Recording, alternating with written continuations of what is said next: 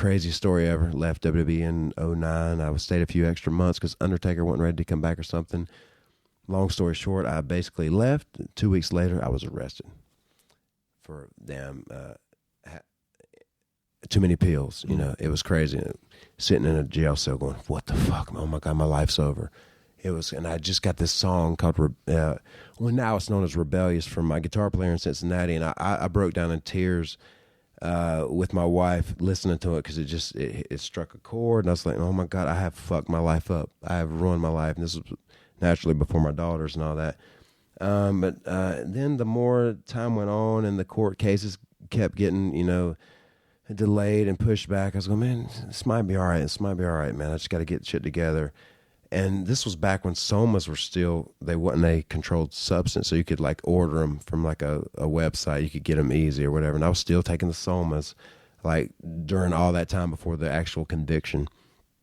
And man, that's when 2011 with Sting, I was taking the somas and I went out there fucked up. Mm-hmm. And man, I couldn't even wrestle. For the first time in my life, I went too far. I couldn't wrestle. And with my idol, basically, Sting, and he had to do the right thing and shut me down and pin me. But then watching that back was a... You watched that back, huh? Oh, yeah. I was terrified, but it was a huge epiphany. Like you knew you had to... I had to, man, right? because I knew that shit would set me straight. And then actually going to meet with my lawyer, he basically said, hey, are you taking anything now? I said, no, I'm not taking anything now. He said, well, you can't take anything if you want a chance. You gotta finish this outpatient thing, 120 days. And it's gonna be great for you. And so I took that so serious. So yeah, that was my eye opener. I mean, for the rest of my life was that night with Sting. And man, I love him so much. He was so great after that, coming back and being in the best shape of my life in 2012, whenever that was, when I won the title again or whatever. But yeah, basically in a sick way, that was oh my God, that was a huge kind of eye opener for me to see that.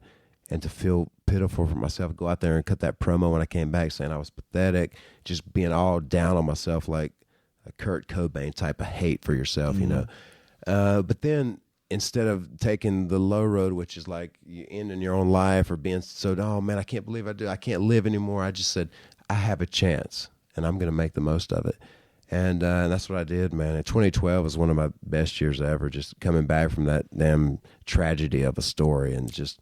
So basically, yeah, just being on the road so much, I got carried away. And addiction got the best of me. Well, and I was like, as it seems to me, and this is just a perspective, I don't know, like you guys were kind of like the wrestling nerds, which I can relate to, and I think a lot of people like. I don't know, were you guys like partiers in like high school or no? So much. No. Yeah, it seems like you guys were just kind of like really concentrated on your stuff. Yeah, I was 21. I never drank a beer. You never drank, but around 22, when I started getting crazy, man. Mm-hmm. It was nuts, man. Back when GHB was out there, if you remember that whole thing, mm-hmm. that now is known as the date rape. That was the first thing I ever did, and it was just like, once you do that, it was over.